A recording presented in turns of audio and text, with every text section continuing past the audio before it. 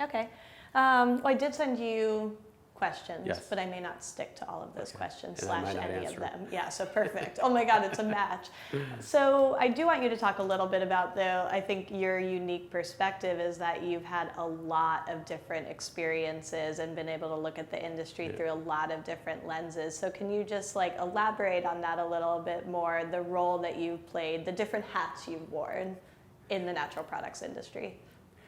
Sure. I mean, I've been in the natural products industry for the past 20 years, and when I first went to the first New Hope Natural Products Show, there were no major retailers and no major consumer good companies, and a lot of people were in togas, they were in open-toe shoes, and no one really understood the magnitude. Go ahead. I'm sorry. Just talk to that. Let's have a conversation with Jessica. No one really understood the magnitude of how the world was evolving. And for me, when I first started, I was fishing in a very small pond. There wasn't a lot of competition, and we were looking at just really elevating choices by making smarter choices, and retailers were more reluctant and cautious based on price because the ingredients that we were using were not common as they are today. And the avenues to market your brand were still conventional. Are you going to do a Super Bowl commercial? Are you going to do a billboard? You know, today it's influencers. Today it's social media. Today there's ties of causes to your brands, and immediately through Amazon or through e-com, you can see an enormous shift based upon what you're doing and get an immediate reaction if people are happy or unhappy with either your products, your choices, who you're associating with. So it's a real exciting time to be in the industry. So if you started in the industry 20 something years ago, and as you said, there wasn't this widespread awareness, this was even like, it's crazy to think this was a fringe movement, a fringe industry, now it's not. Why did you stick with it? And probably like I talked with Ryan about, entrepreneurs get rejected a lot, and how did you like stick with it and say, no, this is going to be something, this industry, it's important and I'm going to stick with it? Why? I think the reason why I stuck with it personally is I had a worse job. I was selling life insurance, so the rejection level of selling life insurance kept me in this business because I did not want to go back to doing that. But in all seriousness, I started my first brand and got married, and I had 2 young kids, and immediately something more powerful than you now exists. And you want to make sure that you're providing the best choices in the world for that person. And if you can be in control of those choices by actually creating them, that was really exciting. And when you develop a brand or a packaging or a product and you bring it to a friend or a colleague, they'll say, that's interesting, that's not bad. You give it to a 4 or 5-year-old, they go, ugh, that's terrible. You get an honest approach. And when I would bring things home that tasted like a full-fat cookie and it was made with better-for-you ingredients and my kids asked for me to bring more home, I knew I had a winner. So my kids actually became my board members. And I stopped listening to my white, gray-haired board members and started listening to more of the toddlers and kids in the nursery schools. And those were the ones that percolated to their parents to go on shelf and buy these products for them.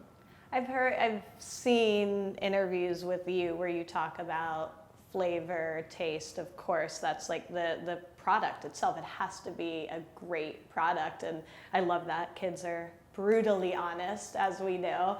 Outside of that, what are the things that you look for in brands? What draws you to them and what gives them a wow factor? So there's a couple of things. One is, it needs to today have to stand on more than just its product or its brand name. It has to have a movement, a cause, be somewhat of a disruption to the category or the industry that it's in. And people are a lot smarter. When we first started, people weren't paying attention to the nutritional panel or the ingredients. They would go with buzzwords like low fat or high fiber or high protein. Now they're actually looking at, well, where are you getting these sources and claims from, and what else are you hiding in those ingredients to actually, make those claims? So to me, you got to have an interesting product, a package, more than a one-time purchase. It has to taste good. And I can't tell you, when we walk the shows so many times, we'll be so excited to go finally see this product that we've seen so much advertisement on, and you open up the bag and you look for that garbage because it disappointed. And at the end of the day, we're all human. We eat because we have to, and we should eat because we like to. So create products that taste good. Yeah, I mean, it's amazing the progress we've seen in so many different categories, even over the past couple of years. I think especially around like alternative products, whether it's meat alternative, dairy alternative. Are there certain categories that you've seen the most progress or that you're the most excited about for 2020 and beyond? So for me, it's always been, snacks have always been, where I seem to gravitate the most. And I think it's because it's the easiest purchase. You can get multiple displays in all different parts of the store. The purchase price usually isn't something that's going to whack you over the head. It's easy and portable to carry. It's easy to produce. And most people today don't have time for a full meal, or that whole family time of sitting down at 5 o'clock and having a dinner doesn't exist. Secretaries or people in the office used to go to lunch. Now they run to go get something that the boss needs and grab a snack that replaces the fuel that they need. So snacks to me are always the first great place to start a trend and get people addicted to something. And then you can expand from there into other categories. What are some of the snacking trends you're seeing that you're excited about? So to me, I think, and again, I'm always looking, down the road, is we're a country or a world where we're all looking for a quick fix. We're going to a doctor, we have a headache, we get a medication. We have a back pain, we get a medication. We have a stomach issue, we have medication. And at the end of the day, most people don't feel better when they're on the medication, and they don't necessarily, they could possibly have other side effects. So what we found is, talking to nutritionalists and doctors, that if you can remove a lot of the allergens from the products that you're eating, you reduce inflammation. Inflammation causes back pains. Inflammation causes headaches. So if you start there with first, what are you digesting? And if there are tests or doctors who actually care to show you that if you remove certain things from your body, you'll feel better. I think the way, kids are being trained today is they don't want to be on medications. They don't want to be on statins. And if you can give people clean, nutritious food, they'll pay more for it because they want to have longevity. They want to be more active. They want to be able to work harder, be more vibrant. And I think food is starting to become that ability to not be medicinal, but be fun and be low inflammation. And I mean, obviously that's something that's near and dear to your heart, being a father and Yes. wanting your kids to have healthy snacks, and then ones that taste good so that they don't tell you it tastes like crap and then you throw it away. Absolutely. So I think that's such an important piece, and I feel like a lot of the stories that we hear in the industry relate to childhood nutrition and raising a healthier generation. I think that's really inspiring. And it's great to, people open up a bag and it smells good. I love aromas. You open up a product and the room starts to smell like cinnamon. Or you open up our cauliflower snacks and they taste like a cheese doodle. And it doesn't have that 9-page nutritional of all these nuclear ingredients that parents are afraid of. And I also think, we're also in a world where everybody's snapping and taking pictures, and lifestyle is more important than ever. And you walk around outside of the Giannuzzi office and you got these parents, and God forbid their kid is eating the wrong snack with bad nutritionals, and that gets posted, they're a bad parent. So they're looking for things that they can put in their kids' hands that look and taste like the products that they grew up on, but taste good, and also have those likable clicks or those rewardable likes from their friends saying, smart choice. Right. Let's pivot a little bit because I think it's interesting that you have been doing this for a long time, and I asked about partnerships. So I got to hear a lot about you from Ryan, which I'll tell you exactly what he said later. Uh-oh. Very complimentary. I was telling him, I was like, we're going to compare notes of what he says about you guys and what he said about you. But I think that partnerships is such an important piece of it. I'm sure you've worked with so many different people. What draws you to business partners? You're savvy, clearly a very savvy business person. So what draws you to a partner, and why have you started working with the Giannuzzi Group specifically? So I have a theory, and I call it 1 + 1 = 3. Meaning that, if I meet you, you need to bring me more value than just yourself. What else can you bring onto the table? And vice versa, when I walk into a room, I want to be able to provide you with my network. And I don't waste time with people that are just self-absorbed and all they really care about is what they can get out of you, and care about what you charge or how long is this going to take. I'm more about relationship driven. And I've seen so many times, even on my other side, when I'm an investor and I'm looking at things, and you have a business owner or an entrepreneur, and they've hired a legal team or a lawyer who knows nothing about the industry, and they completely mark up or create an agreement that is not palatable and actually ruins the relationship among the two parties because their lawyer doesn't give them the proper advice. They might be giving them legal advice, but they don't understand the industry. What I love about the Giannuzzi Group is that they focused on consumer good products. And they got to know not only the brands, the entrepreneurs, and the customers, they know the retailers, they're working with New Hope, they go to the trade shows, they care, they show their face, they can bring different personal experiences to the table that all you have to do if you're a client is ask them, hey, can you put me in touch with this investor, or can you put me in touch with this retailer, or how did so-and-so negotiate with this type of distributor? Most lawyers can't give you all those multiple facets of advice. And Ryan and Nick and the rest of the team, that's what they love doing. It's not that they're a lawyer, they're your partner. And it's a great feeling when you know that they have that much bench behind them. Yeah, I mean, like I said, I've been really impressed by all of that and their just passion for the industry. Like, I didn't expect to see that. I knew how focused they were on this space, and obviously there's a lot happening in this space. It's a lucrative one, but like, they're just passionate about it, they care about it, and they know it so well. So I think that's unique for sure. Yeah, I think you hit the right word. So many people are focused on, success via dollars, or boy, they must be raking it in. But if you're passionate and you show that you actually care, it's easy to make money. Right. Because everyone wants to be a part of you. And what they've created culturally here is, if you're not represented by the Giannuzzi Group, you're kind of, I hate to use the word, but you're screwed. Because they have so much in-depth knowledge on the industry that they can outpace, outsmart, and outcreate any other legal team on the planet, because they've seen, I hate to say it, just about everything. Yeah.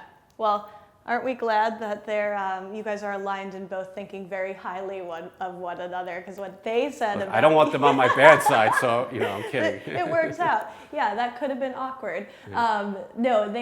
So Ryan, I thought it was really, really interesting. He called out just how humble you are. And he was like, it's so interesting because you have so much experience and are so connected and bring your whole self and your networks to people. And you're like going into situations not expecting everyone to just bring their best, but don't like ride on your past successes. And I thought that was, and I can already tell that that's the type of person you are. So I think like it's interesting how you talk about them and they talk about you, just the idea of how like strong business relationships build and can happen quickly and be really meaningful. And I think we've all experienced it in our careers, Look, I say this all the time, and I can coin one of my past mentors, but he said, treat regular people like celebrities and celebrities like regular people.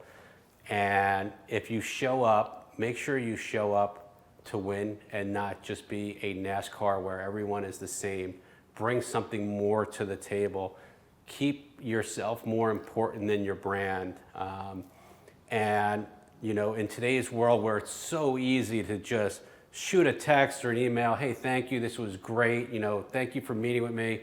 Send a personal note. Actually write something, put a stamp on it, and mail it. And you'll be amazed the response that you get from somebody that you actually took the time to do something that wasn't so simple. And the other, you know, great advice that someone gave me was, if you don't ask, then someone can't say no, right? So even, you know, at my stage, every day to me has to be a learning experience. I love learning. That's why I continue to do this. And just recently, you know, I said, you know what, I'm going to reach out every month to a multinational billion-plus-dollar company, whether my industry or not. I'm going to send an email to the CEO. I'm going to ask them to dinner. And I am now 2 for 2. And the last one was really cool because I asked the CEO in my industry if he wanted to go shopping with me in a supermarket and then go get drinks, because I wanted to see what was relevant to a larger company than mine and what were the things that he necessarily needed for him to stay in his position, and how could someone like me and Halen Brands bring that importance to him that he might not be able to get out of a large organization. And it's incredible the response that you'll get and how humble some of those people are to having that opportunity to be with an entrepreneur when they're in meetings every 15 minutes. So of course, because I'm curious, I want to know who they are, but you probably won't tell me, so I'll just like, but will you tell me? Since you just got done, the lesson is always ask. Yeah, no, I want to keep respect for the person that I met with, but I had to follow the your reality is I thought that he would possibly be untouchable, and he was probably the most humble person that I've ever met, and was very interested in seeing how we develop things from our viewpoint and how they look at things, and looking at margins, looking at scalability. So many entrepreneurs today, they quite frankly, they build this product, but they have no idea if it's drivable by anyone else other than themselves. And what I mean by that is, I've seen so many great products, and you see their pitch book go around, and the first thing you say is, oh man, they don't make any money, or they can't make any money. And they're saying, well, I'm just trying to get share. But if you just get share and you run out of money, then you go to zero share. So, you know, there's always, you know, a way that when you're building your brand, you have to think about, how is this going to fit in someone else's pocket if my goal is to give it to somebody else? And what I learned after my second business, when we sold it to Hain and I became an EVP and president of their snack division, is I understood why it was so important to have certain metrics in place before they bought it. And I encourage, you know, a lot of young entrepreneurs to understand those rules that are different as a public company and a private company, so that when you're ready to talk to them, you've got the right business and the right questions answered. Yeah. And I think it's, I mean, I'm sure that's been an evolution for you, even understanding what that looks like. And I I keep coming back to what you said a couple of minutes ago. You love to learn and figure out new ways of doing things. I think that's disruptive, right? Discovering new ways, learning can just be disruptive. Two-part question. First is, what's like the best thing, the best little nugget you've learned lately? That's one. Part two is, how have you already applied that to how you do business? So what I've learned is, you know, we are in a very, you know, data-centric world today, where there are a lot of tools that will actually give you good intel on how you're doing, and it's not expensive.